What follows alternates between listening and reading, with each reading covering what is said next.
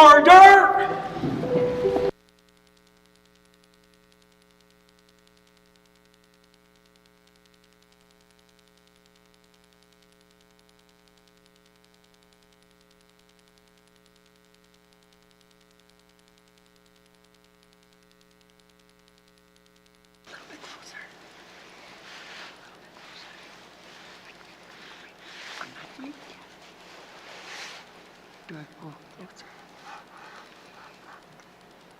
Ulumi, so nice to be here and so nice to see all these new people over here.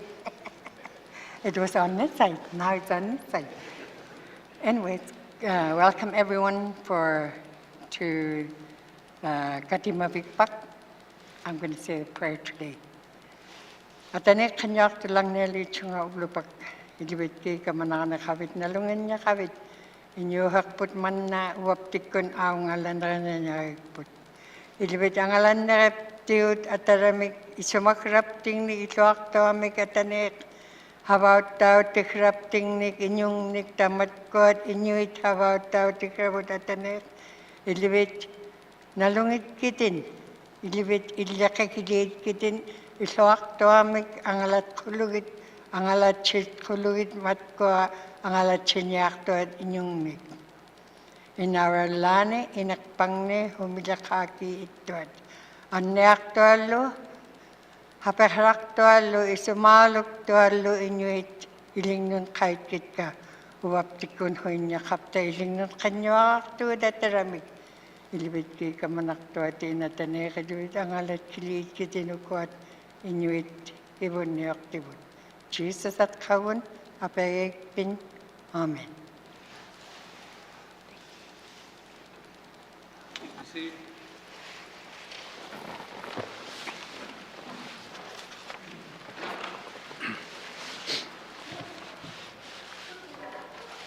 I'd like to thank Lillian Elias for the opening prayer and the wise words.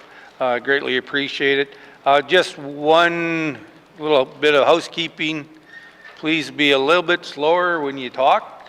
We have some translators that are not asking to do a sprint for the whole marathon, so they said if we could please be a little bit slower, they would greatly appreciate it. So now let's get down to business. Minister statements. Minister from Housing N.W.T. Thank you, Mr. Speaker. Mr. Speaker, living and traveling throughout the Northwest Territories, I've seen firsthand the many housing challenges faced by residents. All people of the Northwest Territories deserve a quality standard of living. During the 19th Legislative Assembly, Housing N.W.T. consistently advocated to the federal government for funding to address housing needs across the Northwest Territories. I would like to recognize the dedicated work of the 19th Legislative Assembly and former Minister Polly China in this area. The advocacy that took place in the 19th Legislative Assembly supported significant federal investments in housing, including money being provided directly to Indigenous governments through distinctions-based funding, as well as many other housing delivery agents having their projects approved for funding. Housing N.W.T. recognizes the importance of working together with all partners to find solutions to the housing challenges here in the North. Mr. Speaker, Housing N.W.T. advanced a multi-year capital plan valued at $130 million, which includes the construction and repair of approximately 500 housing units with a combination of federal and Housing N.W.T. funds. In 2022-23, Housing N.W.T. held discussions with Indigenous governments and communities and did the planning and finalized construction contracts for 100 additional public housing units, 60 units designated for singles, 30 duplexes designated for families, and 10 units designated for seniors in communities outside of our regional centres. These senior units are in line with our government priority to support aging in place. These 100 units are the first expansion of public housing stock made in decades. Now, as the 23-24 fiscal year comes to an end, all 100 of these new units are either complete or will be complete within the next 6 months. These units were all constructed by companies from the north.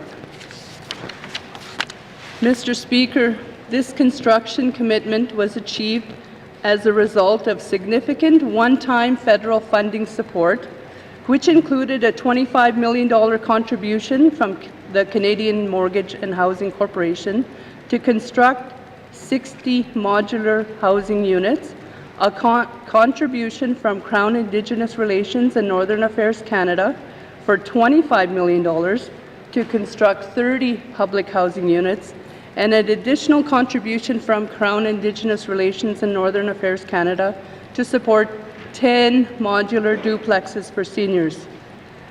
Mr. Speaker, to support small communities and developing skilled tradespeople, Housing N.W.T. has leveraged every opportunity to build and maintain this capacity. Housing N.W.T.'s new construction contracts have supported 55 apprenticeship work assignments since 2020, thanks to our requirement for general contractors to hire at least one apprentice in new construction contracts. The last few years have presented extraordinary challenges for housing due to the impacts of climate change, disruptions to material supply chains, and increasing costs of fuel and construction materials. In addition, the marine transportation system has experienced low water levels on the Mackenzie River, which resulted in the cancellation and delay of barges. This delayed some projects as material or modular units had to wait until the 2024 winter road season to be sent into communities. Mr. Speaker, I want to commend the N.W.T. construction sector on its ability to be responsive to these challenges by adapting to changing and challenging logistics. Housing N.W.T. considers climate resiliency in design to ensure appropriate foundation systems and low-maintenance, climate-durable materials are chosen, as well as maximizing energy efficiency to reduce operating costs over the service life of the housing units. Housing N.W.T. continues to closely monitor the cost of construction and is implementing mitigation measures where possible by looking at innovative and creative solutions to address the many challenges of building and maintaining homes in our environment. Mr. Speaker, I support Housing N.W.T.'s focus on increasing the well-being of individuals and communities by providing fair access to quality housing support for people most in need. I hope to build on this work by promoting a culture of working together as a community, focusing on partnerships to foster innovation. Looking forward, Mr. Speaker, there are many exciting projects on the way in 2024. Including partnerships with Indigenous governments, the City of Yellowknife, the Department of Infrastructure's Energy Division, the Department of Health and Social Services, the Arctic Energy Alliance, the Canadian Mortgage and Housing Corporation, and other federal funders. Through 2024, Housing N.W.T. will continue to implement renewable energy projects, advance a climate change risk analysis, and continue research and development on technology. I look forward to continuing to update this House on the outcomes of these initiatives.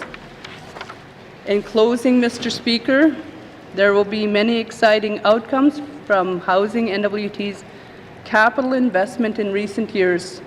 I will work with Housing N.W.T. staff and my colleagues around this House to continue to advocate for solutions to the Northwest Territories' housing challenges, especially in our smaller communities.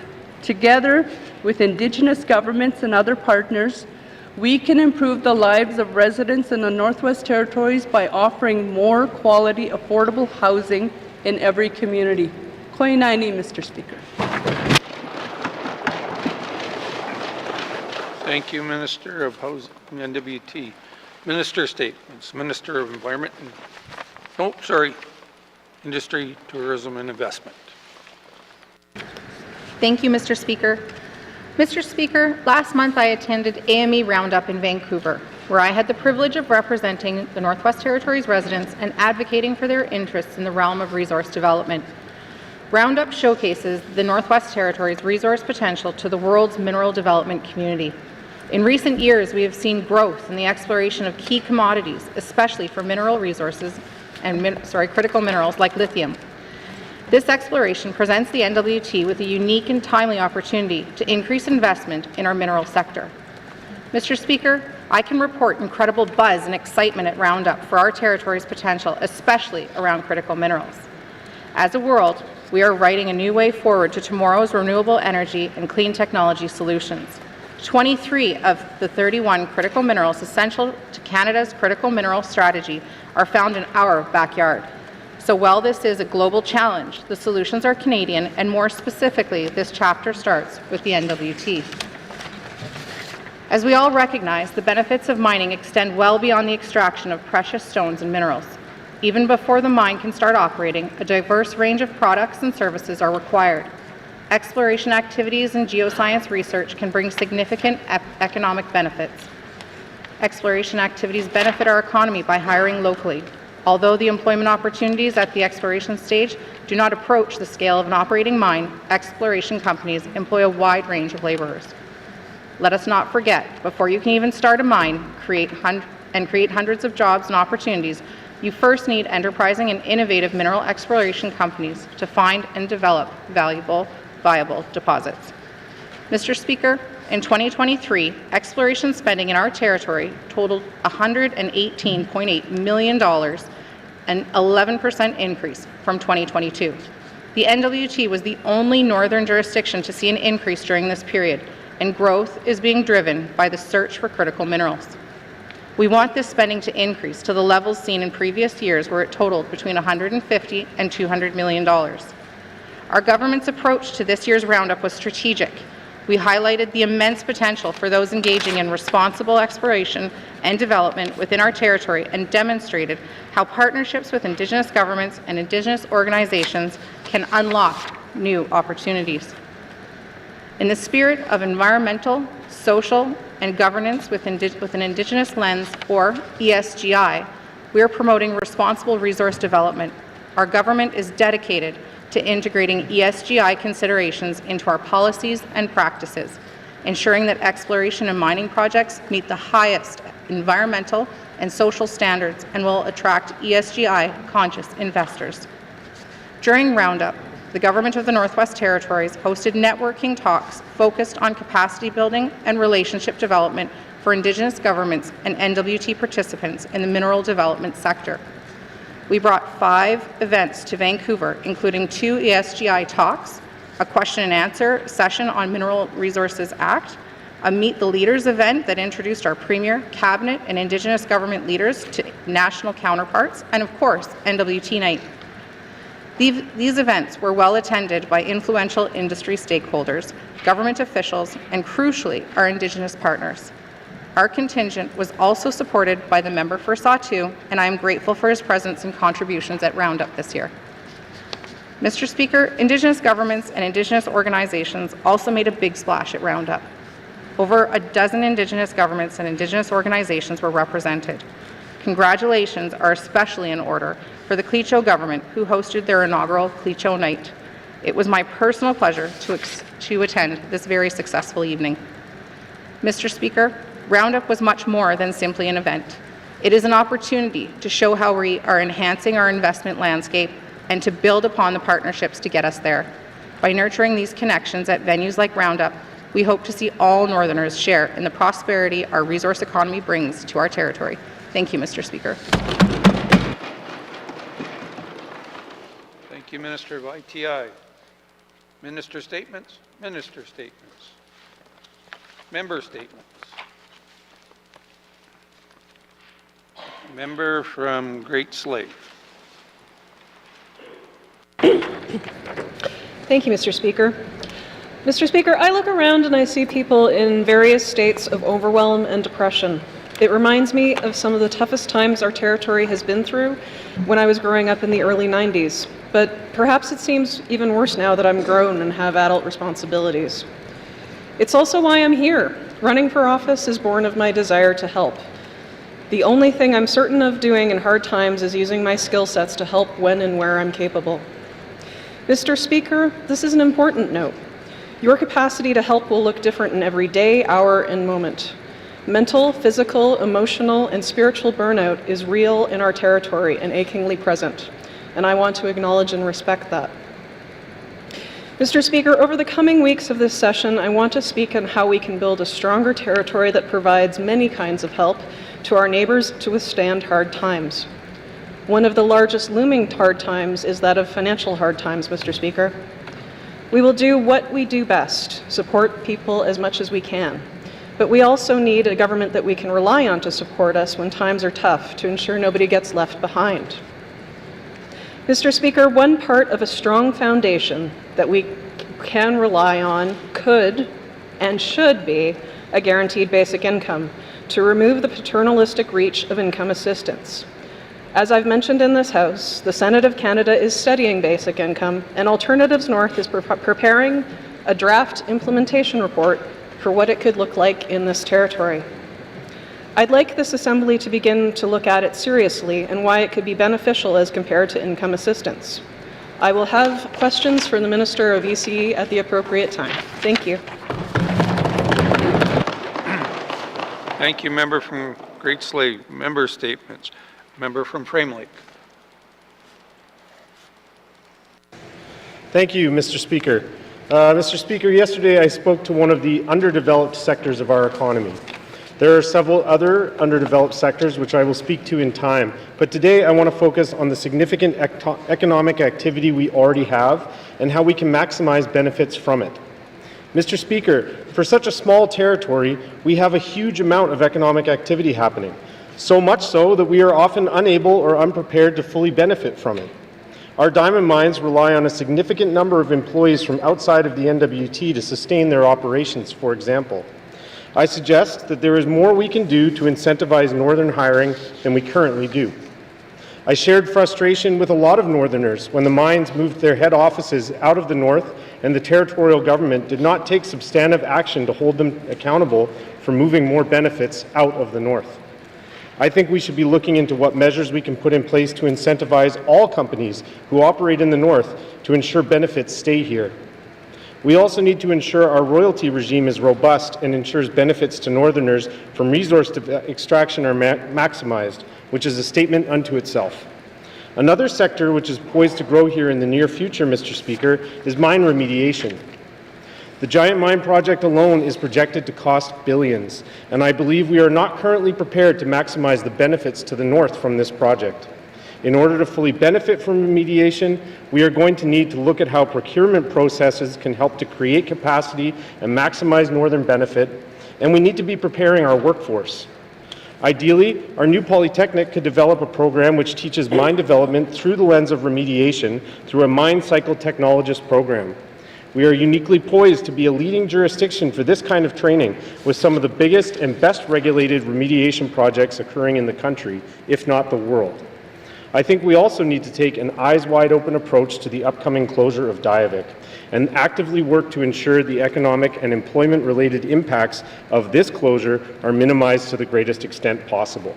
I have a number of lines of questioning for ministers on these topics at the appropriate time. Thank you, Mr. Speaker.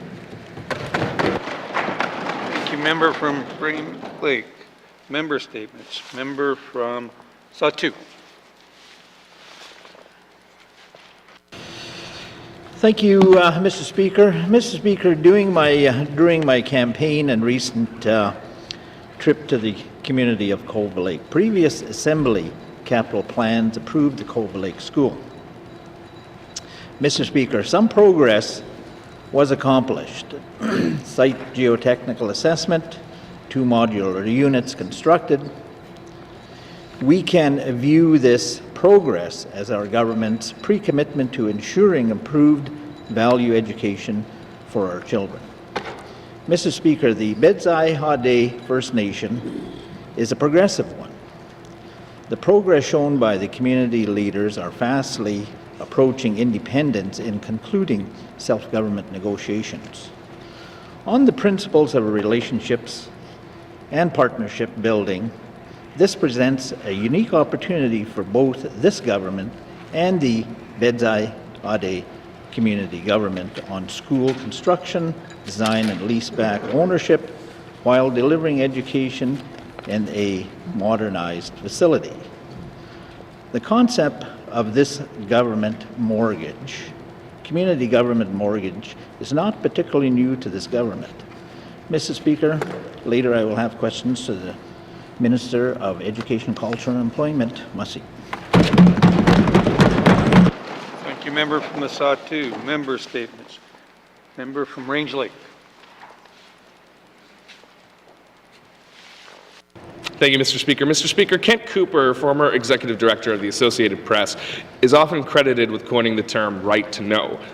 Stated as early as 1945 that the citizen is entitled to have access to news, fully and accurately presented. There cannot be political freedom in one country or in the world without respect for the right to know. In the years since, the public's right to know has extended to public governments as well.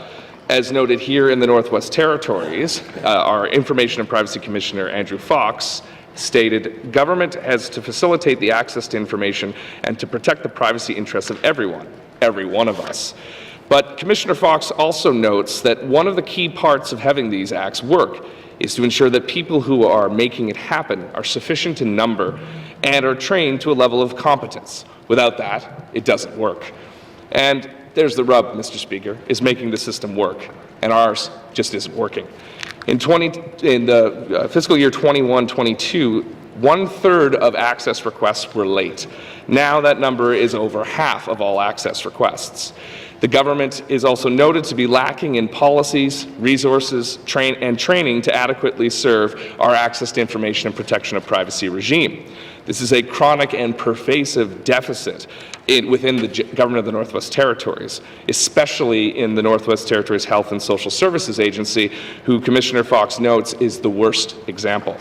It is not only high staff turnover and lack of policies and resources that are creating this problem, it's also the sheer number of access requests that have increased more than 20-fold in recent years. Also of note is the timelines for the access regime have been shortened in an effort to improve citizens' access and responsiveness to the regime. These are all well-intentioned choices, but it's unfortunately burdened the system with timelines that are just too short. And recently there was a high-profile case where someone had to wait more than 180 days, 6 months to get their access request granted after the IPC had made an order to do so. So I will have questions for the ministers responsible for that department's access regime and the overall department access regimes, because we need to do better. Our citizens have a right to know, and it's our job to make sure that right is realized. Thank you, Mr. Speaker. Thank you, member from Range Lake. Member statements. Member from Boot Lake, Nuvik-Boot Lake. Thank you, Mr. Speaker. Mr. Speaker, the 19th Legislative Assembly committed to ensuring that government procurement maximizes benefits for the N.W.T residents and businesses. In order to fulfill this commitment, in December of 2020, the N.W.T hired an independent panel to provide recommendations to strengthen N.W.T procurement policies. This independent panel conducted public consultation, engaged with stakeholders, and reviewed years of contract data. Mr. Speaker, on August 2023, the N.W.T responded to this panel review report with report on the review of N.W.T procurement policies and practices. Mr. Speaker, in this report, it notes that the N.W.T has been working with Indigenous governments on approaches to Indigenous procurement policy. The report also includes an implementation plan on several key topics, one of which is an approach to Indigenous procurement. Mr. Speaker, the implementation plan for N.W.T to address the Indigenous procurement policy includes the following actions. Work with the Council of Leaders and the Modern Treaties and Self-Government Partners to explore ways to promote inclusion of N.W.T Indigenous business and individuals more effectively.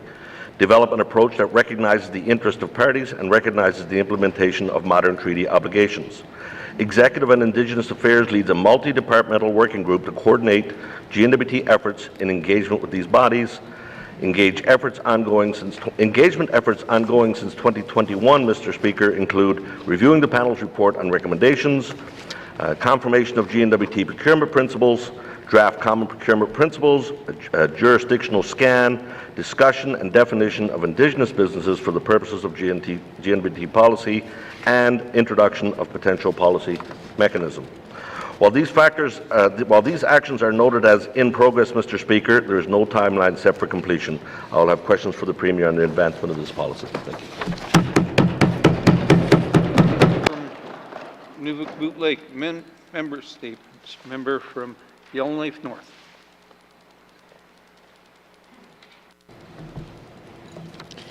Mr. Speaker, today I'm following up on my statement from yesterday by delving deeper into opportunities for biomass district heating systems in the Territory.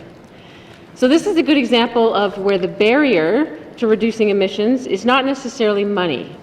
We can do more with existing resources by getting our policies and regulatory systems in order and better coordinating with partners.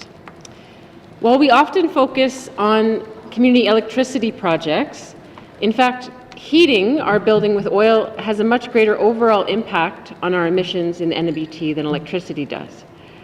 And it's up to 10 times cheaper to switch our heating systems than our electricity systems. Now, the GNWT has made good progress on switching over some of its own buildings to biomass in lots of communities. And notably here in Yellowknife, the jail, the Stanton Hospital has biomass boilers. And by the way, the new boiler in the legacy Stanton building is saving $1,500 per day in heating costs. Where we are stalling on progress is getting organized with district heating projects. So that's where one big boiler pipes heat to all the large buildings nearby. If we look at downtown Yellowknife, most of those big buildings still use heating oil. And there's not enough room to put a separate boiler beside each of those buildings. So recently, there was a technical feasibility study completed for a downtown Yellowknife district biomass heating project, and that was done by Alternatives North in partnership with the City of Yellowknife and Arctic Energy Alliance.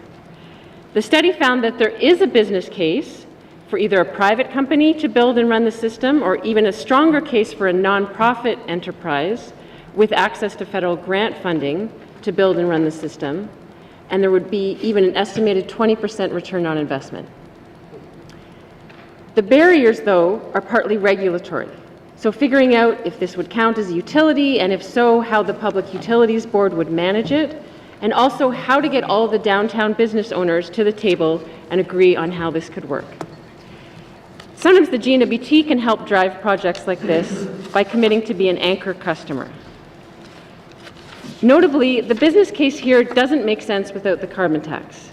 And this reiterates my point from yesterday, that people say you can't charge the carbon tax because we don't have alternatives, but it's the carbon tax. Member from Yellowknife North, your time is up. Member is seeking unanimous consent to conclude her statement. Are there any nays? There are no nays. Member from Yellowknife North may conclude your statement. Speaker. So I was just saying that in this case, it's the carbon tax that makes the alternative feasible economically. Now, several years ago, the City of Yellowknife paid for a study to figure out a district heating system that would include City Hall, JTFN, the museum, and potentially even this building. And it was determined to be feasible, but then there were arguments about who should take the lead, and so the idea sat on the shelf. So in conclusion, biomass district heating is a low-hanging fruit that can reduce emissions cost effectively, but it's time to get organized and get on with it. Thank you, Mr. Speaker. Thank you. Member from Yellowknife North. Member statement. Member from Tuna-Day-Willity. Thank you, Mr. Speaker. On June 5, 2023, the Hamilton Ford Resolution had its elected council dissolved and replaced by an administrator appointed by Municipal and Community Affairs. The department is now responsible for the Hamilton's governance, with senior authorizing official making all the decisions on the day-to-day operation. The people of Fort Resolution see this intervention as an example of modern-day colonial type of attitude. They feel punished. The N.W.T is accusing them of mismanagement, but how could they have managed their community effectively when they never had adequate support they needed? Now the N.W.T is officially responsible for our Fort Resolution government. They can't ignore the serious lack of services the community struggles with. One of the most urgent services they lack is the fire department. Long before Fort Resolution Council was dissolved, it became clear that the fire department was in jeopardy.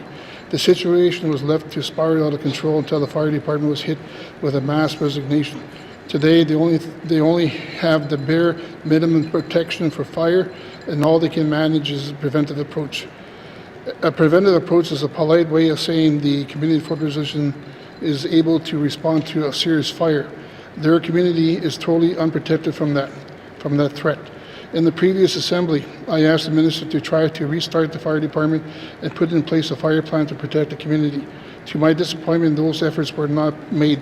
There is still no volunteer fire department or a fire plan for the 2024 fire season is quickly approaching.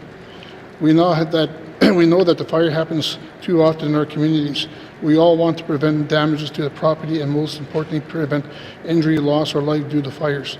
My people need a fire plan and fire department as soon as possible so they can rest easily knowing that they'll be assisted if a fire breaks out in their community or businesses. I have questions for the appropriate minister at the appropriate time. Thank you. Thank you, member from Trinidad-Willowdale. Member statements. Member from Mofi.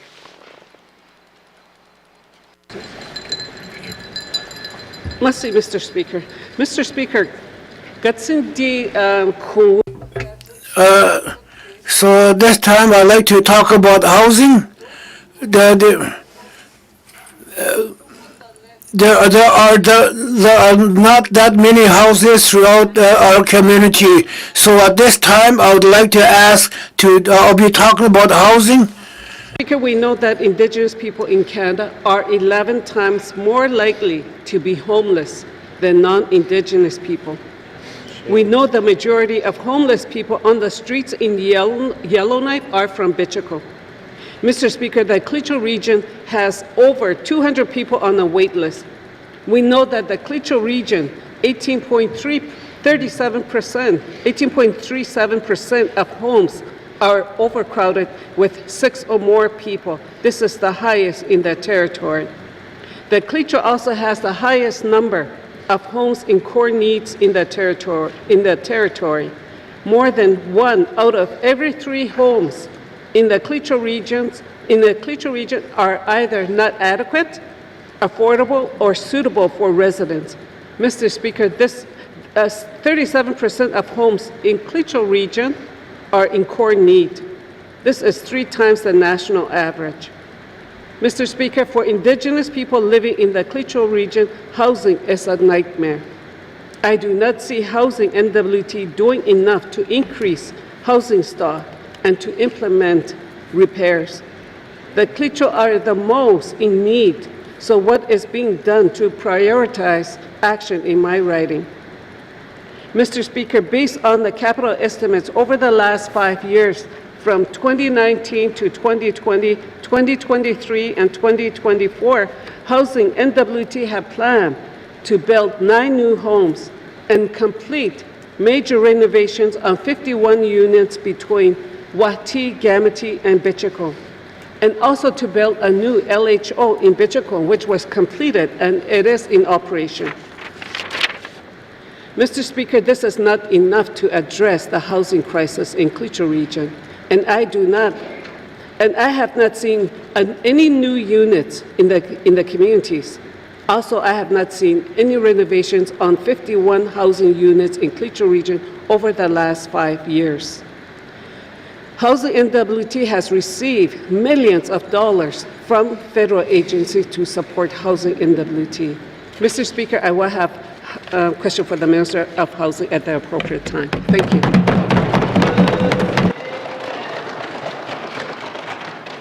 Thank you, member from Mofi. Member statement. Member from Mackenzie Delta.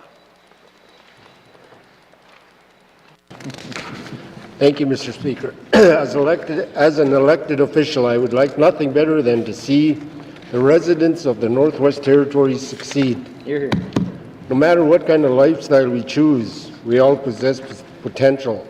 This potential that we all have can only grow and make us better citizens of our respective communities. But, Mr. Speaker, the income support system is failing our residents in helping them develop on their given potential.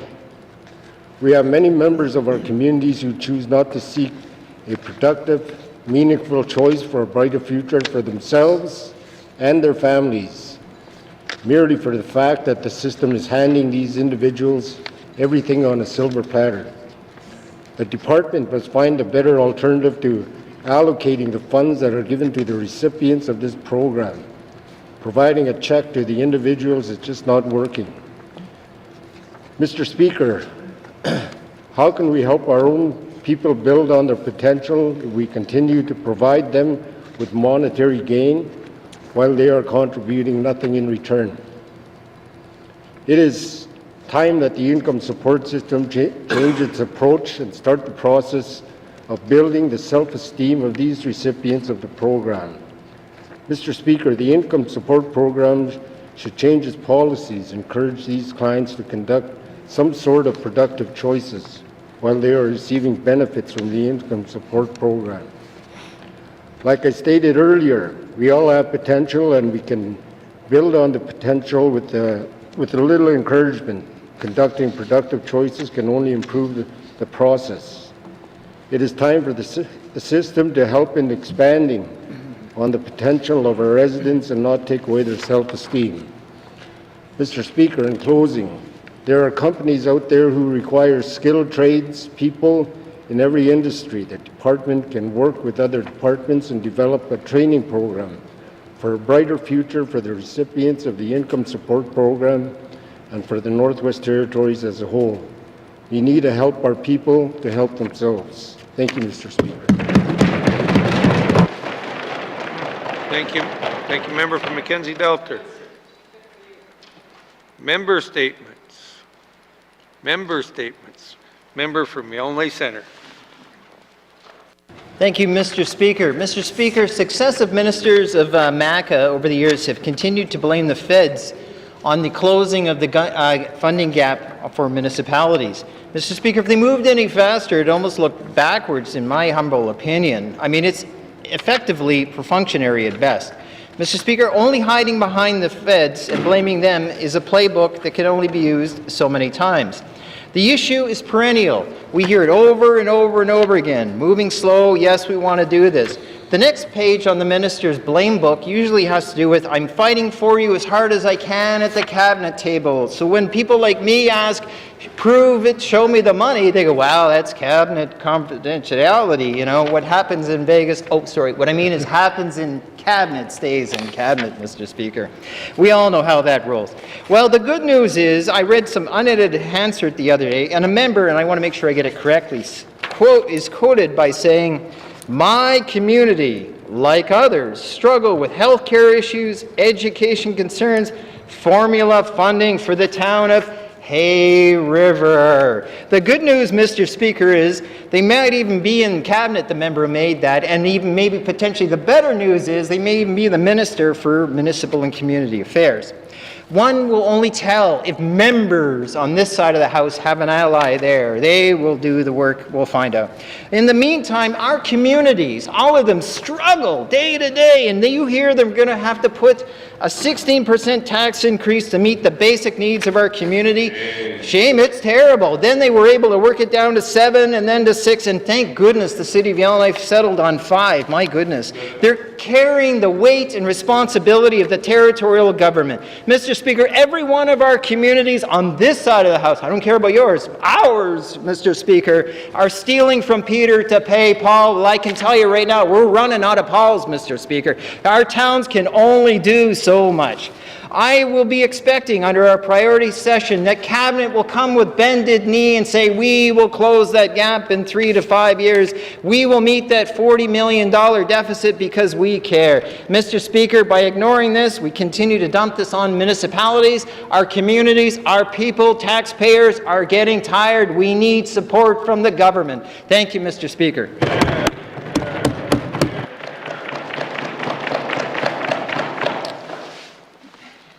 Member statements. Good afternoon, colleagues. I'd like to share with you some exciting things that are happening to further develop the culture programming in Littleco Elementary School. Thanks to the school's administration and partners, they're able to secure grants, equipment, and a new garage to store these resources.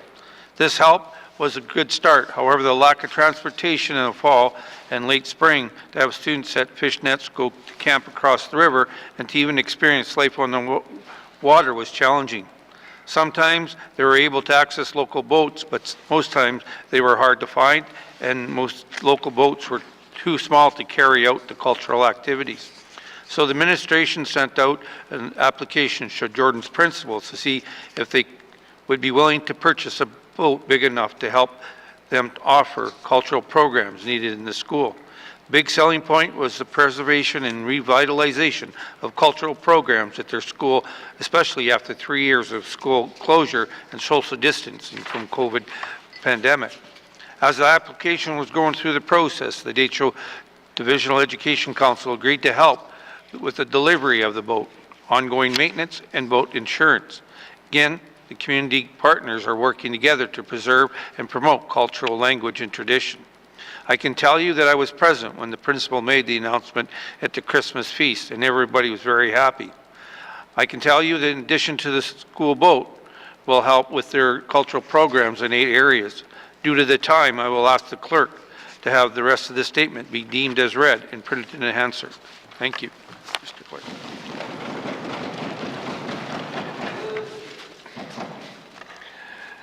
Member statements, member statements. Return to oral questions, return to oral questions. Recognition of visitors in the gallery. Recognitions of the visitor gallery. Member from IK Centre. Thank you, Mr. Speaker. It gives me good and great pleasure to recognize Mr. Mark Hike. He is the current Executive Director of Arctic Energy Alliance, a very important organization to our whole territory on helping people live better, more efficiently, and fighting many of the challenges of our environmental impacts that we're making. As well as he's also, I'd like to acknowledge, a former City Councillor and a former City Mayor of our great community of Yellowknife. Thank you, Mr. Speaker. Recognitions of visitors in the gallery. Member from N.W.T. Thank you, Mr. Speaker. I would like to recognize my constituent assistants here, Caitlin Nasagalawak. Thank you, Mr. Speaker.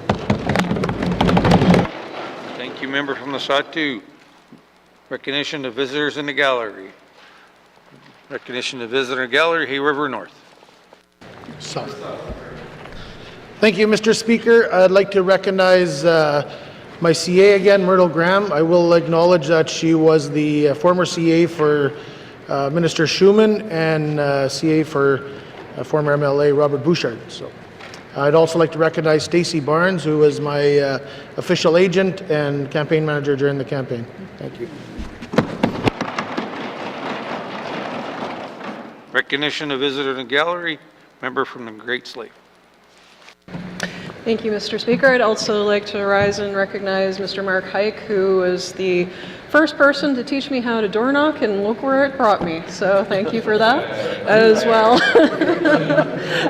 well as being my mother's last employer before her retirement. So thank you.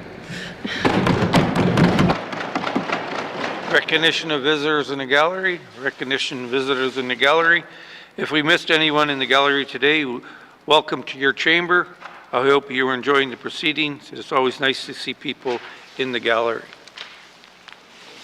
Acknowledgements, acknowledgements. Oral questions. Member from YK Centre.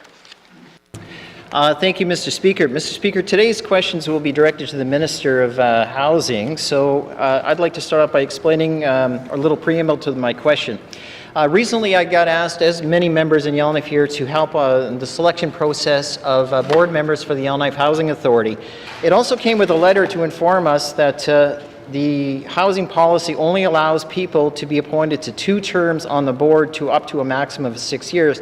Times have changed, Mr. Speaker, whereas many people are no longer interested in serving boards, and it's a struggle getting people to do there. That said, I'd like to specifically ask the Minister, what can she do to adjust the policy to open it up to allow people to continue beyond their 2-term limit as prescribed in the N.W.T housing policy? Thank you. Thank you, member from Yellowknife Centre. Minister of Housing, N.W.T. Thank you, Mr. Speaker. I can consult with Housing N.W.T operations staff and the President to see if we can revise the policy for local housing associations. Thank you, Minister of Housing, N.W.T.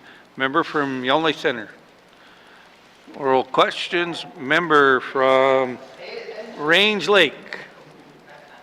Thank you, Mr. Speaker. Mr. Speaker, it's been in the news recently that the Department of Municipal and Community Affairs was recently ordered by the Information and Privacy Commissioner to provide disclosure to an access request. And I use the term recently loosely because they were 6 months behind their deadline. Can the minister, respecting the privacy of the parties involved, can the minister tell us why there was such an egregious delay in getting one of our citizens access to the information they rightfully deserve? Thank you, Mr. Speaker. Thank you, member from Range Lake. Minister of Municipal and Community Affairs. Thank you, Mr. Speaker. All I can tell you is on behalf of MACA, we have 2 staff that deal with access to information, and they address those in a timely manner that they come in, and they work hard to try to get those processed through to get to the other departments. Thank you. Municipal and Community Affairs, member from Range Lake. Thank you, Mr. Speaker. Mr. Speaker, these 2 full-time access to information and protection privacy coordinators, or do they have other duties in the department? Thank you, Mr. Speaker. Thank you, member from Range Lake. Minister of Municipal and Community Affairs. Thank you, Mr. Speaker. MACA has 2 dedicated positions solely dealing with ATIP requests. Thank you. Thank you, Minister of Municipal and Community Affairs. Member from Range Lake. Thank you, Mr. Speaker. Mr. Speaker, is that enough, given the slow response time and the increase in requests? Is 2 enough? Thank you. From Range Lake, Minister of Municipal and Community Affairs. Thank you, Mr. Speaker. That is a very good question. As I stated, speaking to my department, they work hard to get those timelines achieved based on the 2 staff that they have, and look forward to more discussion if need be. Thank you. Thank you, Minister of Municipal and Community Affairs. Final supplementary, member from Range Lake.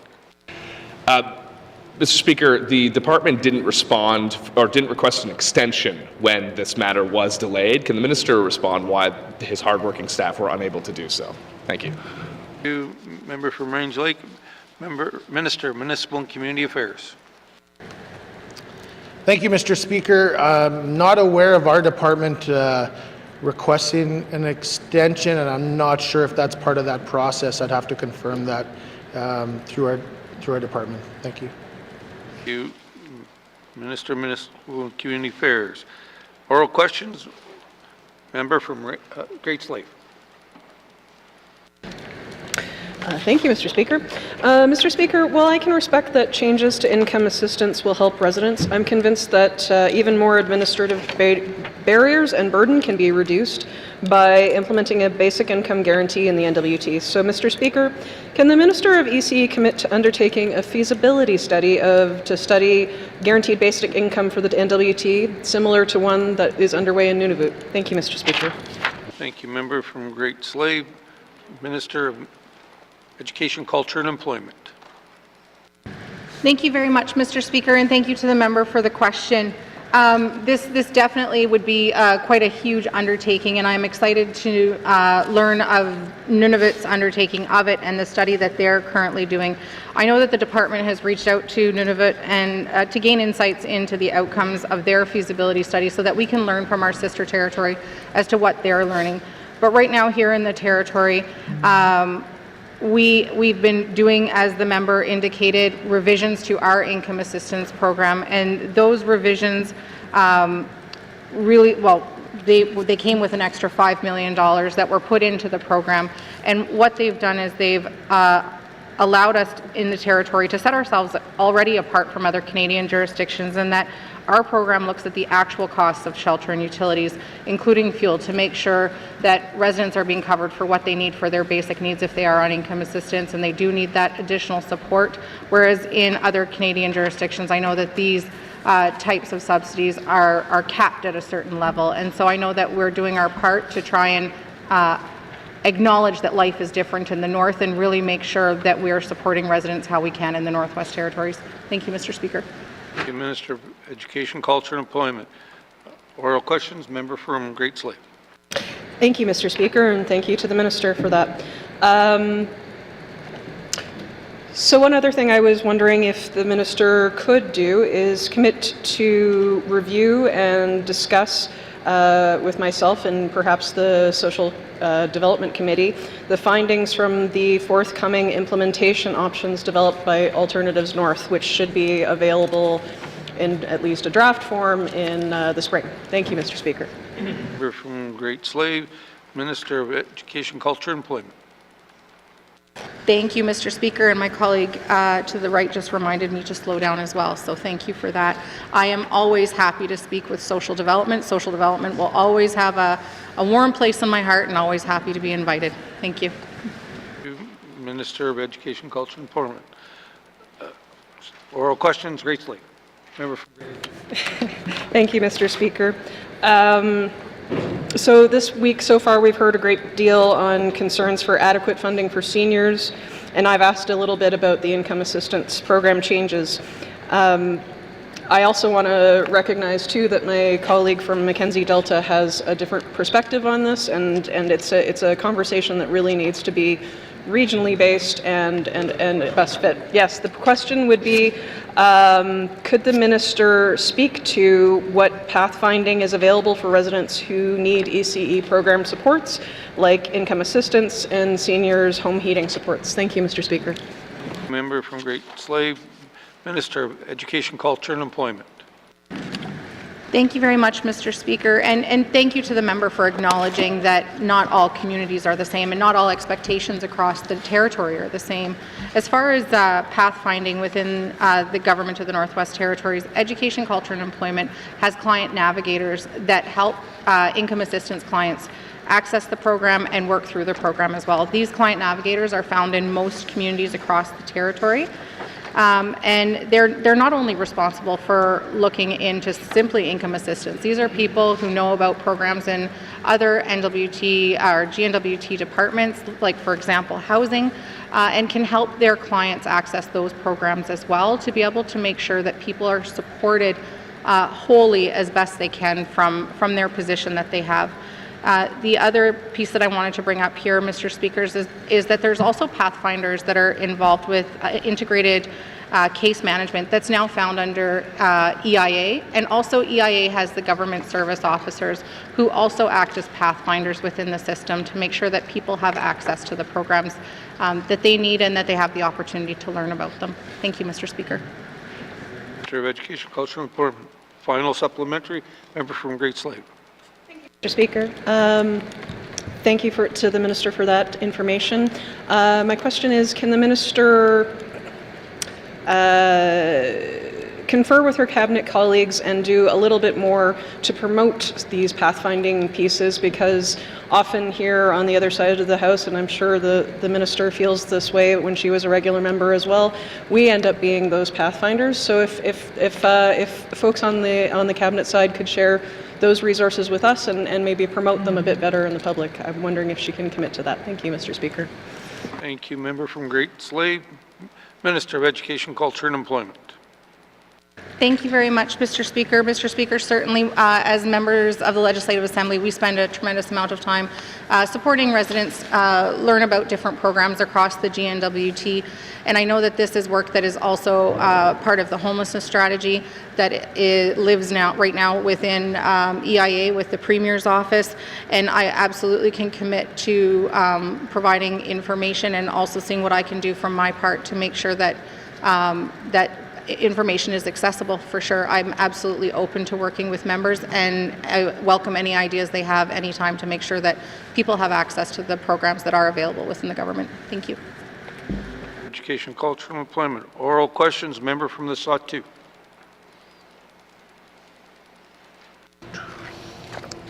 Thank you, Mr. Speaker. Further to my comments on the Cova Lake School, visualize the building with 6 classes in 2 rooms and a dawishu in the doorway.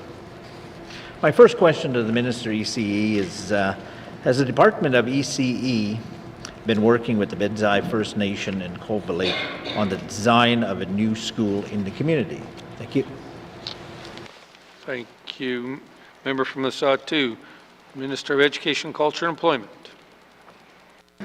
Thank you very much, Mr. Speaker, and thank you to the member from the Sawtooth for bringing up this project. The Standing Committee on Social Development in the last term had the opportunity to sit down with the Bedzi Adha First Nation in order to learn about this project and hear from them, and so it's very nice to be able to be on this side and continue on with this project. So absolutely, yes, the department has been working with Bedzi Adha First Nation for the design of the new school in Coville Lake.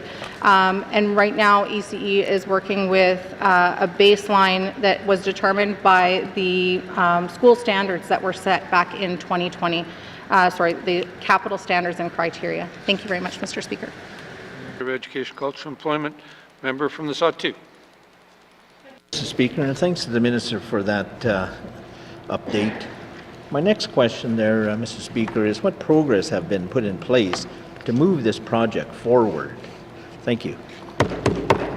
Thank you, member from the Sawtooth. Minister of Education, Culture, and Employment. Thank you very much, Mr. Speaker. Mr. Speaker, in terms of the progress of this project, so Education, Culture, and Employment has a contribution agreement with the Bedzi Adha First Nation, and this contribution agreement agreed to fund the completion and submission of a schematic design and a Class C construction estimate for the new school. And this also includes a geotechnical investigation of the proposed site for the project. The First Nation contracted an engineering and architectural consultant directly themselves to complete the work. And unfortunately, while the contribution agreement has expired, the schematic design and cost estimate has not yet been submitted to the department or received. And so that's where the progress is or stands right now from the part of the department. Thank you very much, Mr. Speaker. Thank you, Minister of Education, Culture, and Employment. Member from the Sawtooth. Thank you, Mr. Speaker. I'm glad for that response here. There's a contribution agreement in place. Agreements are really healthy for the results of the intent. And my next question is, what work has been done on the project? What financial commitments or pre-investments have been done to the project to date? Masi. Thank you, member from the Sawtooth. Minister of Education, Culture, and Employment. Thank you very much, Mr. Speaker. Mr. Speaker, in addition to the contribution agreement that funded the design work, the geotechnical work has been completed, and this included drilling 5 boreholes in the site that was selected by the community. In this process, there was a collection of soil samples that was done, and this was done in order to determine the type of foundation that would be required. This also included ground temperature monitoring, installing ground temperature monitoring installation or instrumentation. Sorry, say that 5 times. Whew. Testing was also done on the soil samples, and there is a site evaluation report that came with that. In addition, Mr. Speaker, there's a draft concept design for the new school, and this draft concept design was produced by the consultant team and was based on input from the local DEA, and the school staff as well. And I think it's worth mentioning here, Mr. Speaker, that there was also community engagement that was done through open house sessions in April of 2023. And there was representation from both the consultant team and ECE that was in the community for that. And the community was involved, as well as school representatives and, of course, Bedsi Adha First Nation. Thank you, Mr. Speaker. Minister of Education, Culture, Employment. Final supplementary, member from Satu. Thank you, Mr. Speaker. I'm glad to hear there's progress made, including the agreement. I assume that the agreement would be extended. Nevertheless, my last question to the Minister is the Department of EC working with the Bedzad First Nation on alternative financing and/or mortgage ownership options for the new school? Masi. Member from the Satu, Minister of Education, Culture and Employment.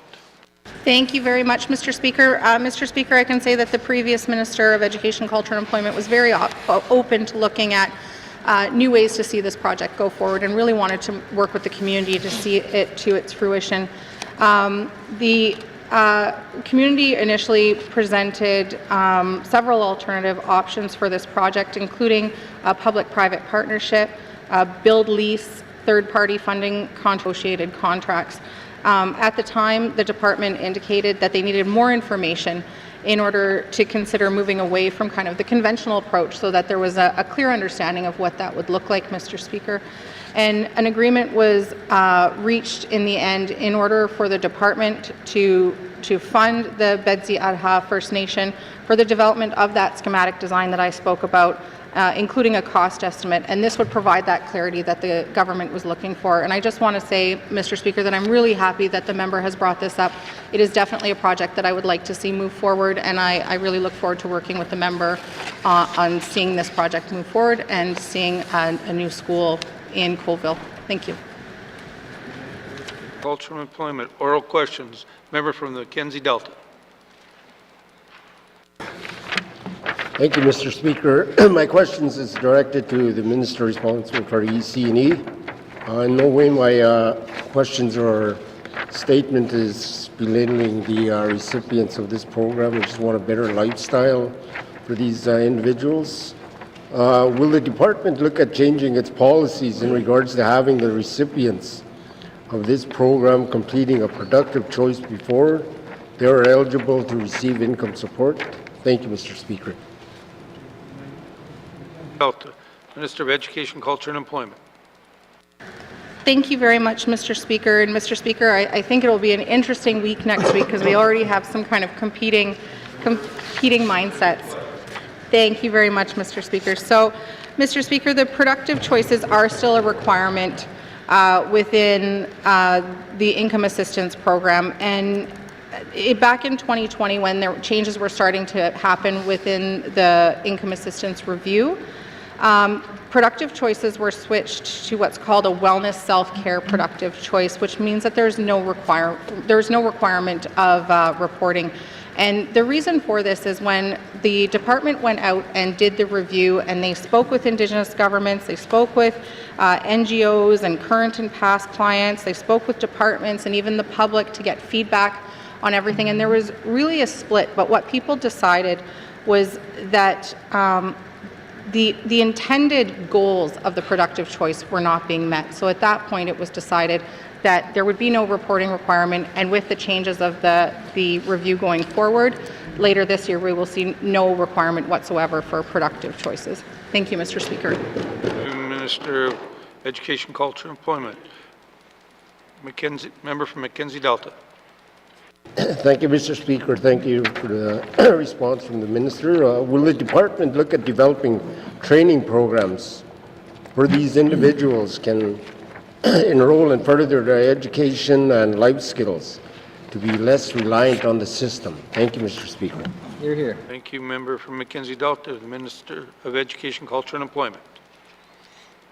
Thank you very much, Mr. Speaker. And Mr. Speaker, I listened to the member's statement today, and I absolutely agree with the member that all of our residents have great potential, and that it is our job as their family, friends, and neighbours to ensure that they have the support to reach that potential if they want it and if they need it. Within the Department of Education, there are career counselors, there are employability assessments and resume and cover letter development help if people want it. There's interview skill development, career action planning, there's job search help as well. There's also workforce development training dollars that people can access if they're looking just to do kind of an 8-week program. There's also student financial assistance. And then even within our schools too, before people leave their school system or the school system in the community, there are the career education advisors who really take great pride in their job, and they go into communities, they go into schools, and they sit down with students and say, what do you want to do and how can I help you get there? And that's just an invaluable resource that our students have access to, and I would love to see them replicated and grow and there to be more of them. So what I really hope that people hear right now today is there are resources out there, and if there is something you want to do, the Department of Education wants to support you to get there. Thank you. Education, Culture, and Employment. Member from Mackenzie Delta. Thank you for the encouraging words from very promising.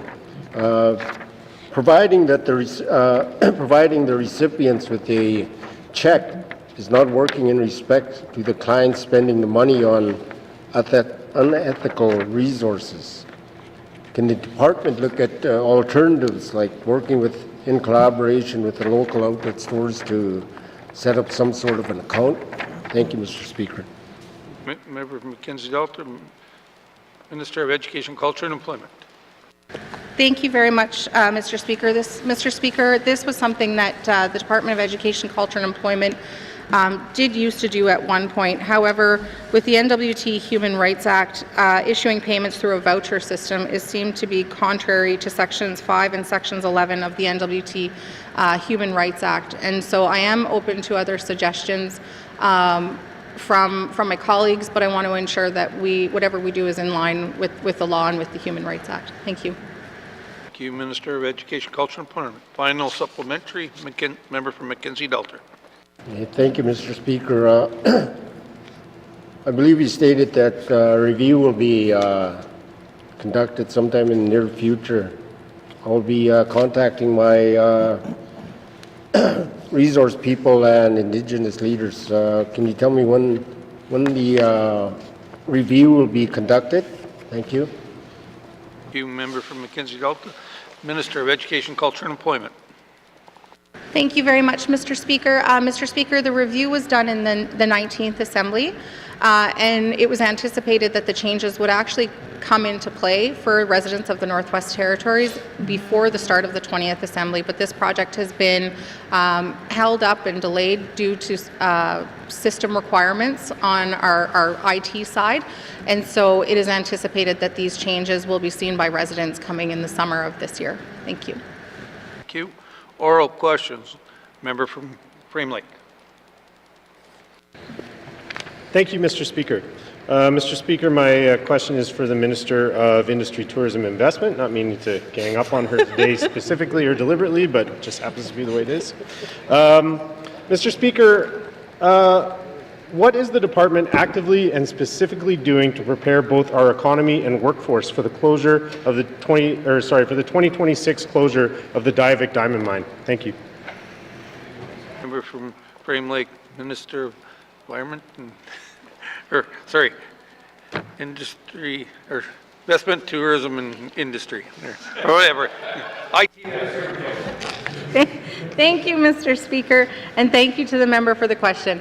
Mr. Speaker, I can honestly say that when I sat down for the first time with both ECE and ITI, I was very honest with both departments in that I wanted our efforts getting to prepare residents for the mine closure, and especially the workers, to be, whatever we were doing, to be purposeful, so that we were not losing this opportunity. So I can make that commitment here as well to my colleagues that is what I have said and that is the direction I have given. Mr. Speaker, this mine closure absolutely will be felt across the territory because Diavik has been such an important part of our economy for decades now. And so getting this right is really important.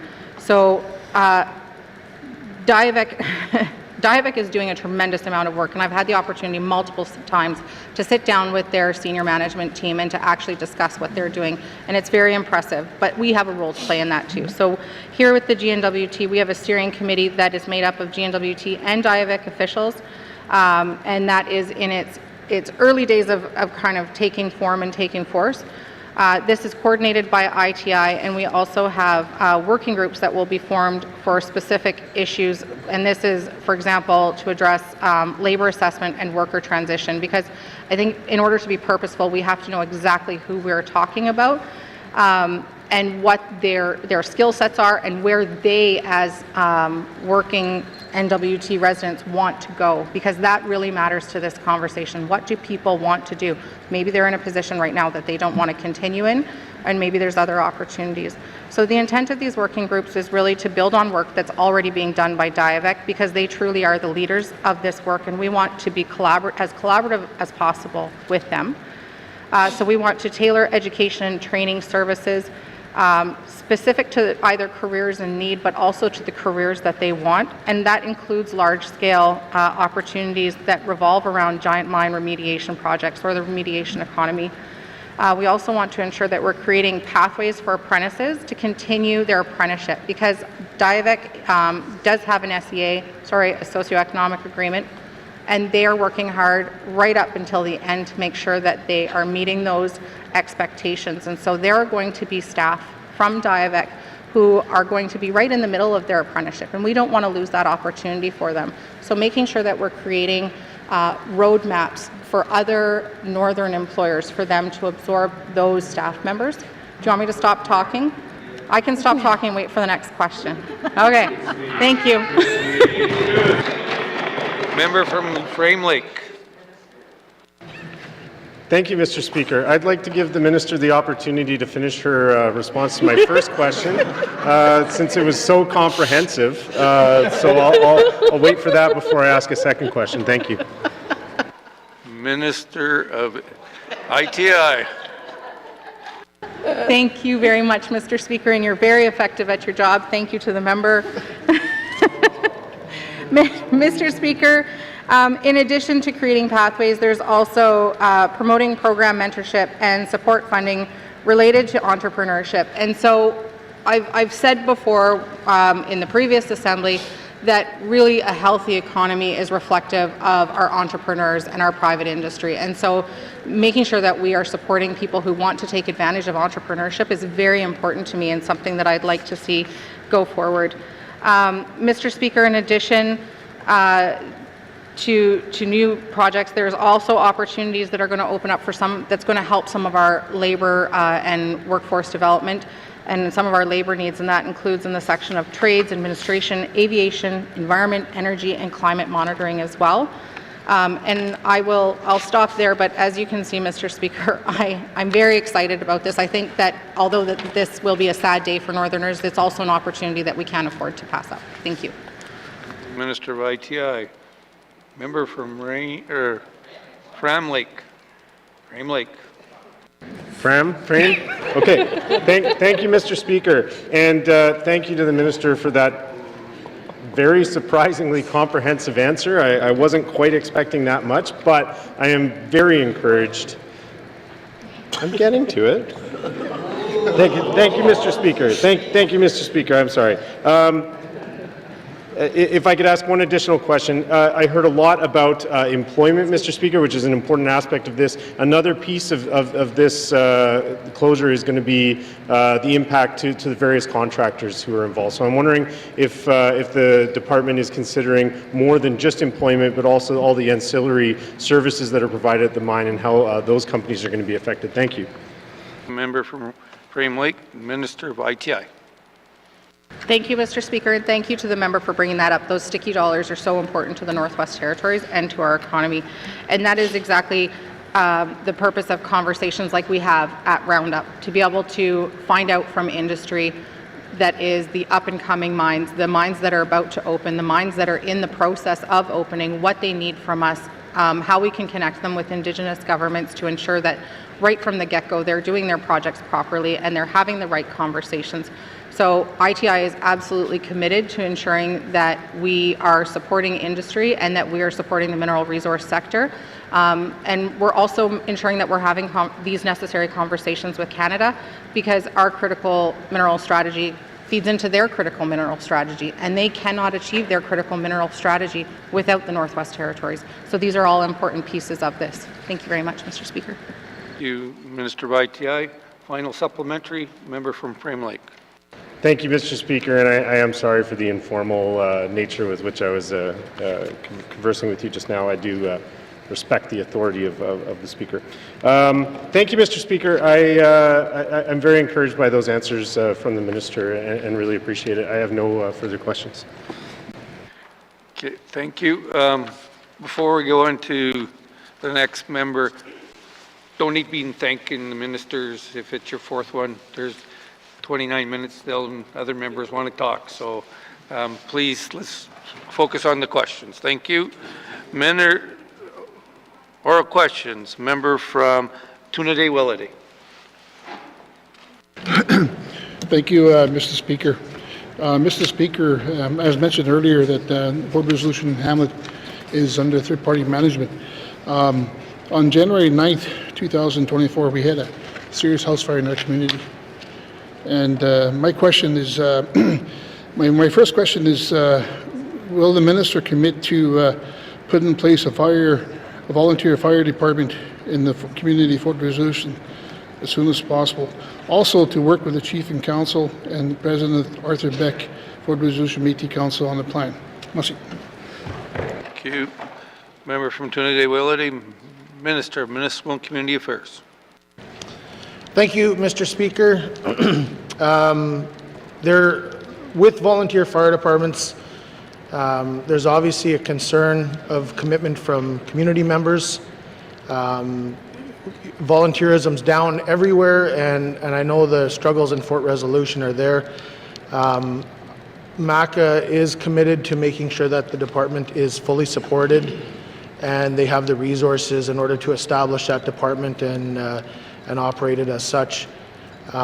However, again, it is a commitment that community members need to also step up and volunteer, and I hope for the sake of the community that the local community members step up and put their name in to help out the community with volunteerism on the fire department. Thank you. Minister of Municipal and Community Affairs, member from Tuna-Day-Willity. Thank you, Mr. Speaker. Thank you, Minister. And I think it's great that you're going to make that commitment. And the other thing, too, as well, I brought up, Mr. Speaker, is that we had a fire plan that we brought forward in the last assembly. And going forward, the fire season is right around the corner. I want to know if the Minister could commit to put in place a fire plan for the community Fort Resolution and work with the Chief and Council of Fort Resolution and also the President of the Fort Resolution Métis Council. Merci. Thank you, member for Tuna-Day-Willity. Minister of Municipal and Community Affairs. Thank you, Mr. Speaker. If it's the community emergency plan that the member's talking about, I'm aware that the community is working on the community plan. They're hoping to have it finished off here shortly. They're working with community members, including the Indigenous governments in the community, to make sure this plan is up to date. I'm also aware that they've completed some cat guard work within the community. Believe it was the end of December that it was completed. So in regards to the fire plan, which I believe he's speaking about the community plan for the safety stuff there, there is a commitment to complete that and get that done before the upcoming season. Thank you. Minister of Municipal Community Affairs, member from Tuna-Day-Willity. Thank you, Mr. Speaker. As you know, the water levels have dropped just over 3 feet this year, and in Fort Resolution we have the water intake lines that that are not far off the shore, but because the water went down, the lines have to be brought out further. In regards to fires, safety of the community, and water for the community Fort Resolution for each household, what can we do to get this thing fixed right away so that this is not an issue Thank you. Member from Trinidad-Willity, Minister of Municipal and Community Affairs. Thank you, Mr. Speaker. This beginning of the year here, I had a phone call from the chief, and I hear his concerns, and they were addressed with local knowledge and local people that were on site, and I appreciate the work that they put into it to help the community. MAC is committed to making sure that these kinds of things don't happen, especially with us being in the community and working on that stuff. So we are aware of the low water levels and the intake problems, and we're committed to working with the local contractors and trying to solve those problems. Thank you. Mr. Municipal Community Affairs, final supplementary, member from Trinidad-Willity. Thank you, Mr. Speaker. Thank you, Minister. Also, can the Minister commit to meeting with the leadership in Ford Resolution and the public, along with myself as the MLA, to talk about the Hamlet and Ford Resolution? Also, can you also commit to having a monthly meeting with the community members with the SEO? Thank you. Okay, member, thank you. 2 questions. Please stick to one. Minister of Municipal and Community Affairs. Thank you, Mr. Speaker. Yeah, so with the meetings, I have no problem going to the community and having public engagement with the community. As I stated to the chief when I spoke to him, I said that, I have no opportunity to go. If I have the opportunity to go there, I will go there. Hopefully sooner rather than later. Also, I will answer the other question. That's fine. I can't commit to going monthly, but I would like to go there as soon as I can. I'd like to go home monthly if I can. Thank you. Thank you, Minister of Municipal and Community Affairs. Oral questions, member from Nunavut Lake. Thank you, Mr. Speaker. I'm a little nervous. I want to make sure I get this right. Mr. Speaker, as a follow-up to my member statement on Indigenous procurement, I'd like to ask the Premier if he can make the approach to Indigenous procurement, the Indigenous procurement policy publicly available, please. Thank you. Thank you, member from Boot Lake. Premier. Thank you, Mr. Speaker. So I have been Premier a couple months now. There's many different things in this portfolio. For some reason, there's homelessness, there's procurement, all sorts of different things. So I'm still wrapping my head around every single policy that we have, and I want to make sure that I put my stamp on it going forward. It's the start of a new term, and I'm not just going to accept what has been given. I want to make sure that I'm working with the Indigenous governments and going in the right direction before I start putting things out that might not yet be finalized.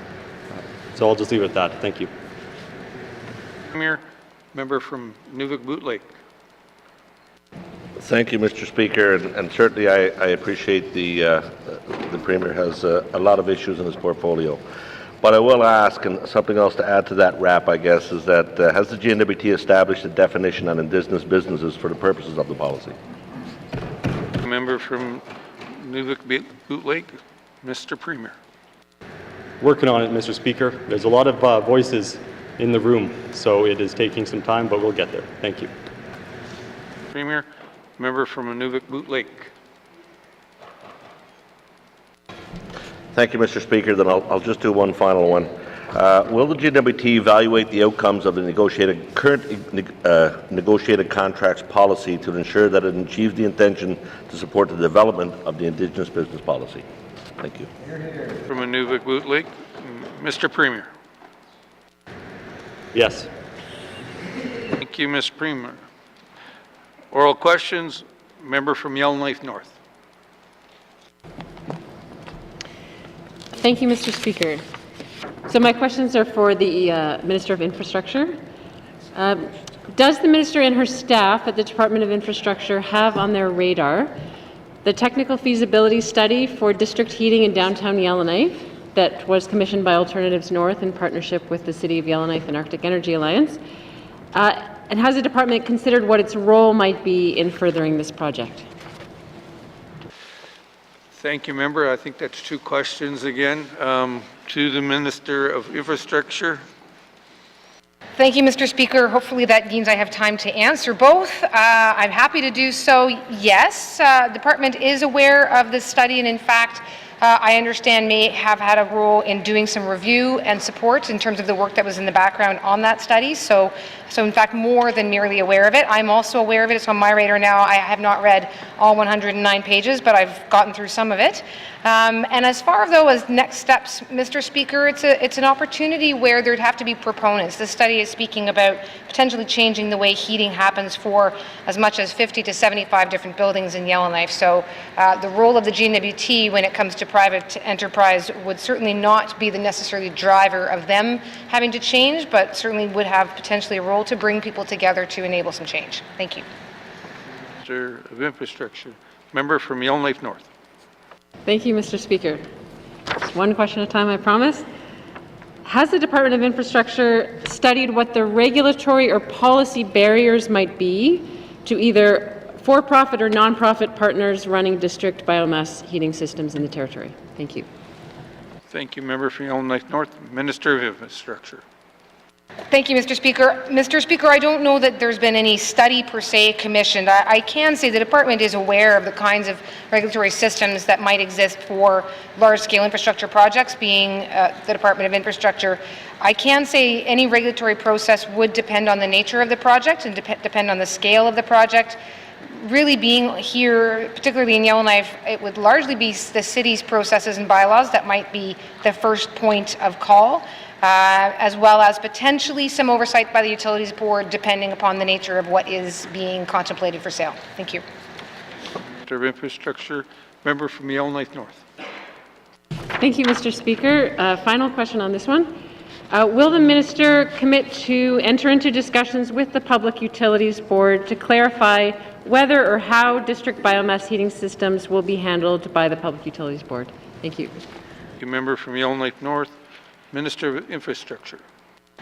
Thank you, Mr. Speaker. And Mr. Speaker, I can certainly put it on my colleagues' radar that this may be an item that's coming before them. That said, it likely is more under, if it's a heat sale, it may or may not fall under the utility or under the Public Utilities Board. So what I certainly will commit to do is going back to the department to see where a next step for us might be. But I think further to that would be a conversation with the city, which again, certainly as the government of the Northwest Territories, we do have regular conversations with the city. So that might well be the next point of call. Thank you. Mr. Oral questions, member from Milford. Speaker. Mr. Speaker, I know the minister is new to the position, but the staffs are still there. So this questions, the last government in the 19th Assembly gathered $60 million from the co-investment fund, $85 million from CERNAC to build 100 new homes. Can the minister confirm that 100 new units have been fully constructed and completed?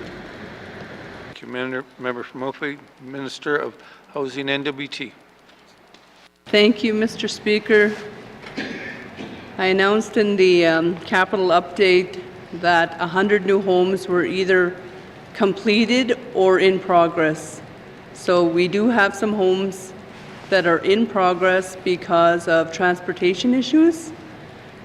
So there are some homes that are not completed yet. Thank you, Mr. Speaker.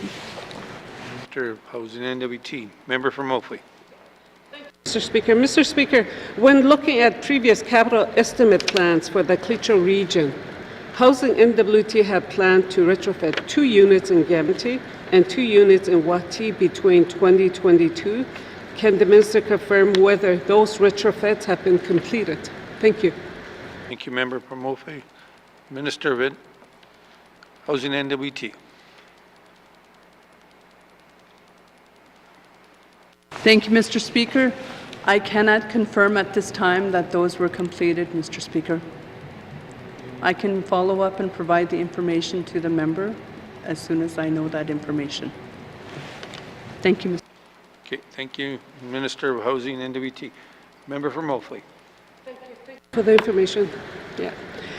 Mr. Speaker, in the 2023-24 capital estimate, CERNAC is funding 5 new units, public units, and retrofitting 4 public units in Bichico. Can the minister provide any updates on the status of those projects. You, member from Mofi, Minister of Housing, N.W.T. The status of the project, oh, thank you, Mr. Speaker.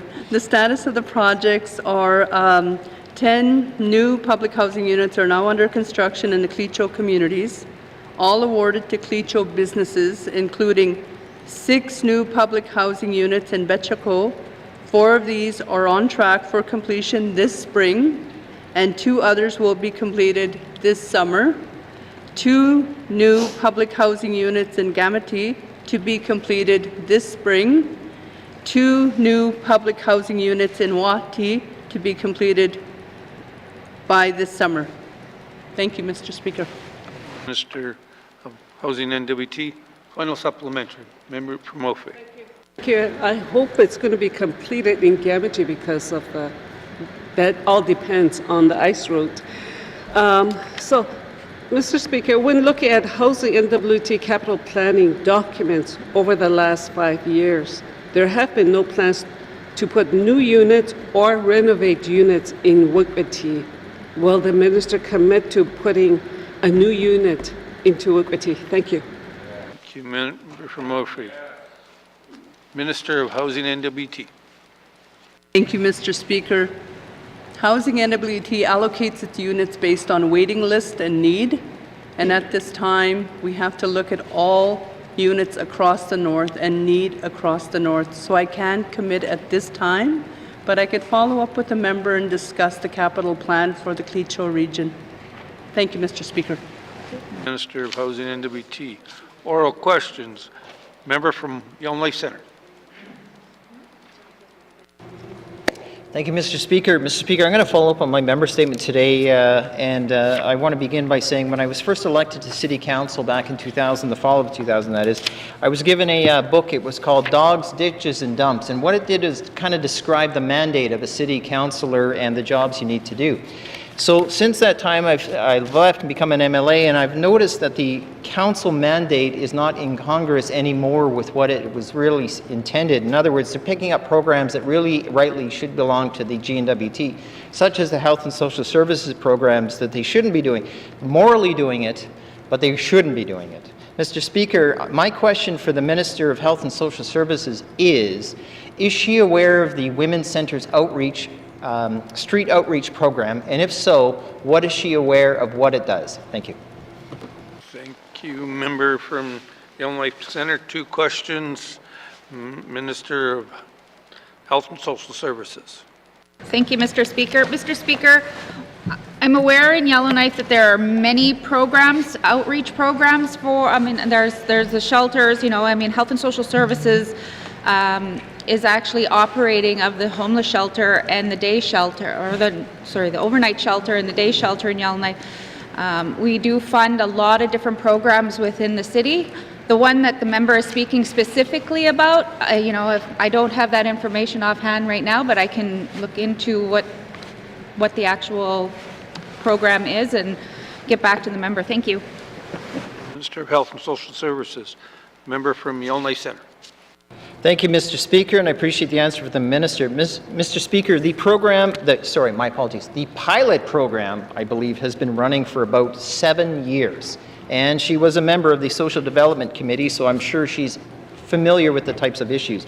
Would the Minister be willing to meet with City Council before the end of this fiscal year to discuss funding and supporting the program through Health and Social Services through some type of contribution agreement to the City of Yellowknife? Thank you.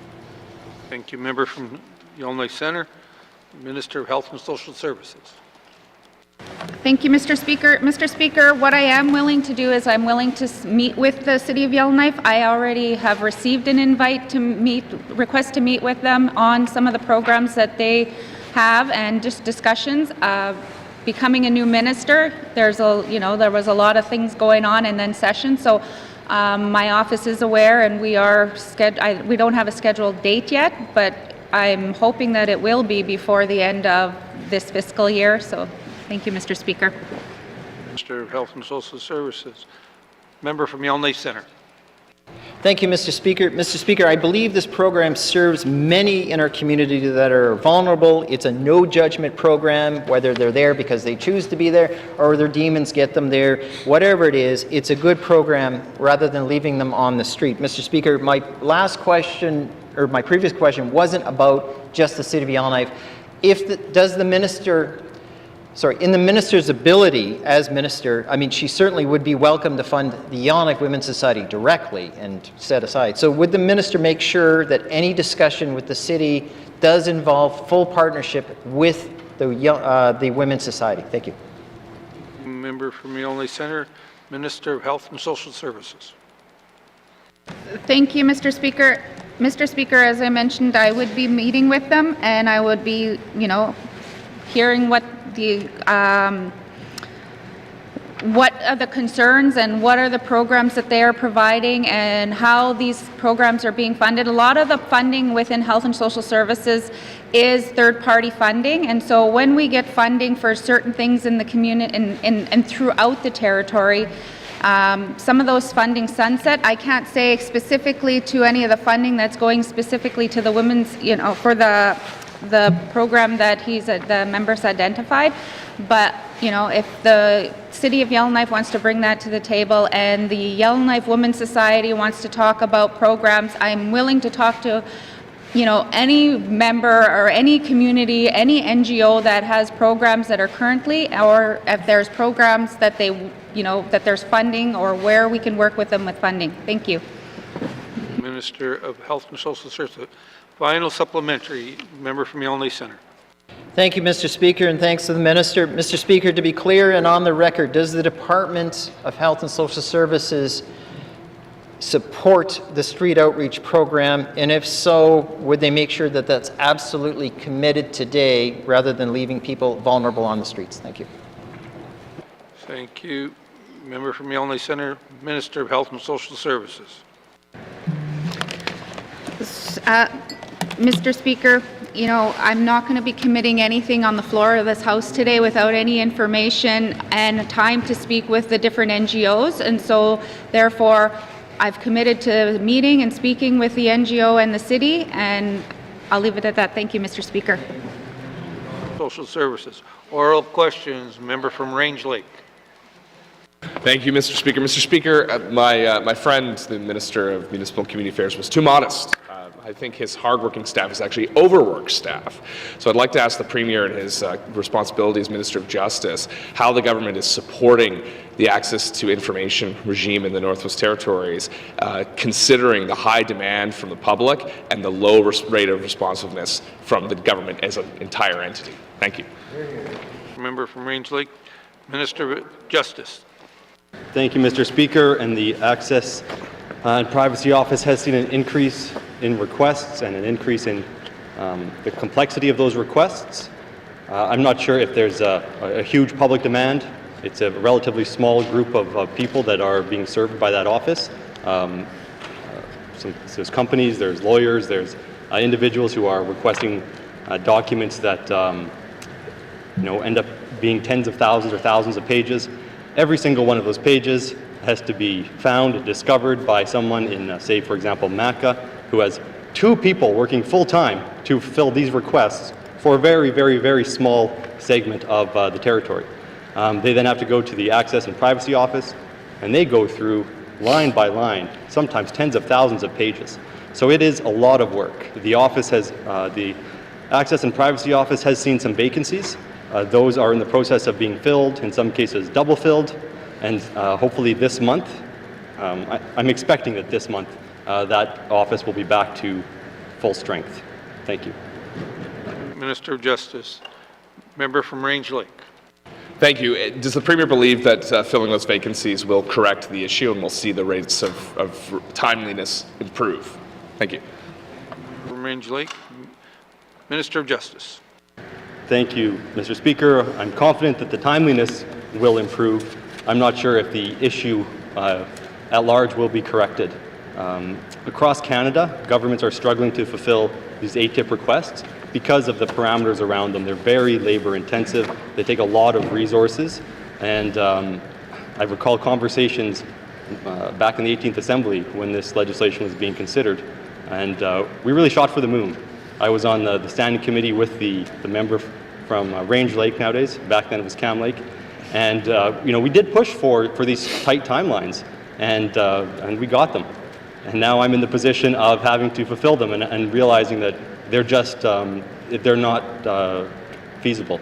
So we are going to conduct a review of the ATIP Act and review those timelines, because we want to live up to our obligations, but we can't set goals for ourselves that are just not achievable with the resources that we have. So we could make cuts in other areas and throw a bunch of resources at fulfilling these requests in a more timely fashion, but I think we really need to look at where our priorities are and weigh those against things like this. Thank you. Justice. Member from Range Lake. Thank you, Mr. Speaker. Mr. Speaker, I appreciate that the minister and I have been able to coordinate, to work successfully on this in the past, and I'd like to work with him again. When will this review be completed, as access to information, the public's right to know, is a fundamental priority of any public government? So when will this new review be completed and we can consider it? Thank you. Member from Range Lake, Minister of Justice. Thank you. There is a statutory requirement in the Act to conclude the review within 18 months of the start of the 20th Assembly. So it must be done before the summer of 2025, hopefully sooner, but that remains to be seen depending on what the priorities of this Assembly wind up being. Thank you. Minister of Justice. Final supplementary, member from Range Lake.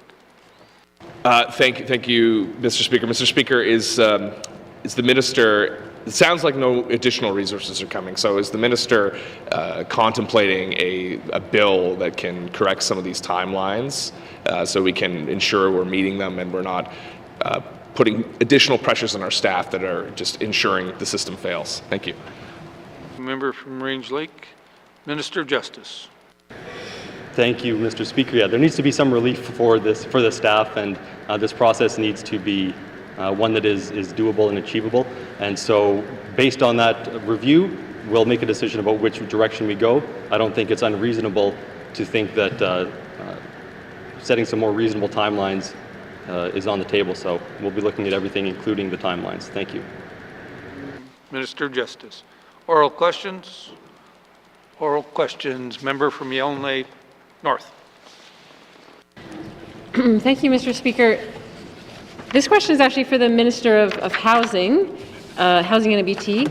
Continuing on, though, on the theme of renewable energy, I understand that last year Housing and N.W.T. completed its Energy Management Strategy 2030, which included objectives about more energy efficiency and introducing more renewable energy, such as biomass. So my question is, has funding already been identified that would allow Housing N.W.T. to meet those objectives that it set in its strategy, or what's the plan to ensure that the implementation is fully funded? Thank you, Mr. Speaker. Member from Yellowknife North, Minister of Housing N.W.T. Thank you, Mr. Speaker. And thank you to the member for the question. Housing N.W.T. adopted its energy strategy in 2023. Housing has accessed multi-year federal funding to support work identified in the strategy, including approximately $4 million in the 2024-2025 capital plan. Housing has partnered with N.W.T. departments on funding for feasibility studies for potential district heating opportunities and renewable fuel sources. Thank you, Mr. Speaker. Thank you, Minister of Housing N.W.T. Member from Yellowknife North. Oral questions. Written questions. Written questions. Return to written questions. Return to written questions. Replies to the Commissioner's address. Replies to the Commissioner's address. Petitions. Petitions. Reports of committees on the review of bills. Reports of committees on the review of bills. Reports on of standing and special committees, reports of standing and special committees, tabling of documents, Pursuant to Section 21 of the Human Rights Act, I wish to table the Northwest Territories Human Rights Commission's Annual Report 2022-2023. Member from Yellowknife Center. Thank you, Mr. Speaker. Mr. Speaker, I wish to table an excerpt from the Government of Nunavut's Public Service Annual Report 2021 to 2022. Specifically highlighted, the pages are around direct appointments and its reporting infographics. Thank you, Mr. Speaker. Thank you. Member from Yellowknife Center. Tabling of documents. Tabling of documents. Notice of motion. Notice of motion. Motions. Motions. Notice of motions, first reading of bills. Notice of motion, first reading of bills. First reading of bills. First reading of bills. Second reading of bills. Second reading of bills.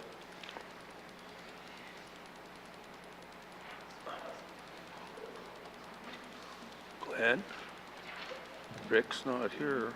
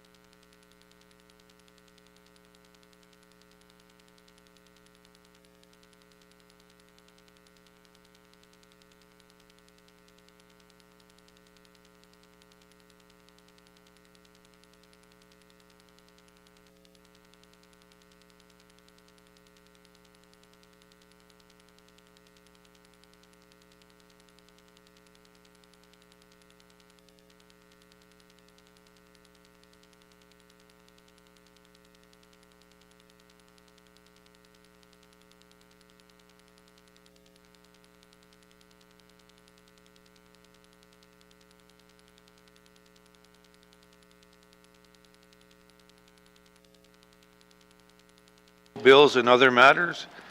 Minister statement 4-20, brackets 1, 2023 wildfire season review and plan for the 2024 season. Minister statement 5-20, brackets 1, emergency management preparation. Table documents 13-20, brackets 1,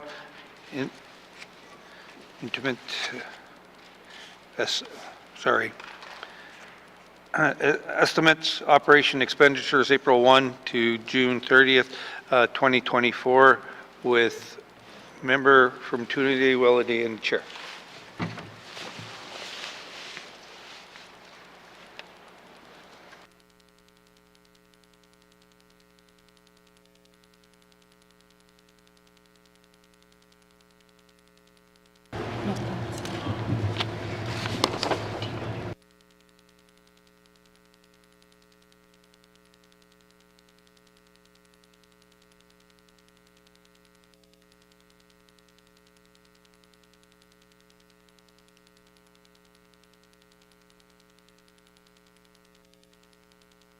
The whole to order. What is the wish of the committee? Member from N.W.T.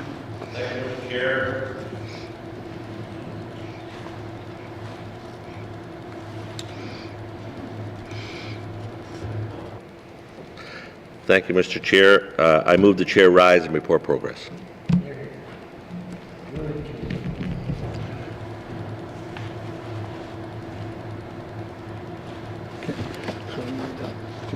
Thank you. There's a motion on the floor to report progress. This motion is in order and non-debatable. All those in favor of the motion? Motion carried.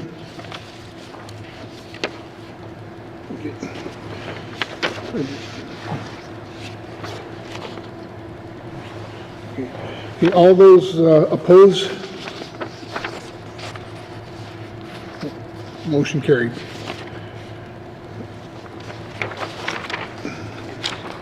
Okay. The motion is carried. I will now rise and report progress.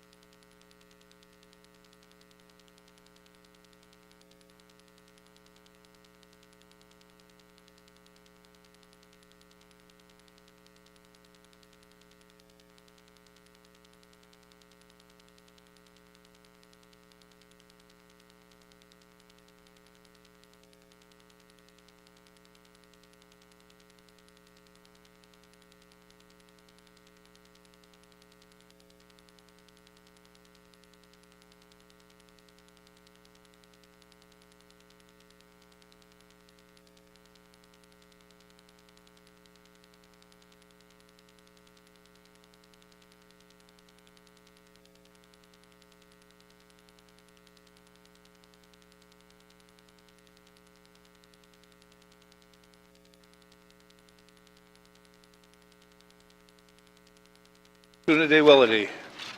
May I have the report of Committee of the Whole? Thank you, Mr. Speaker.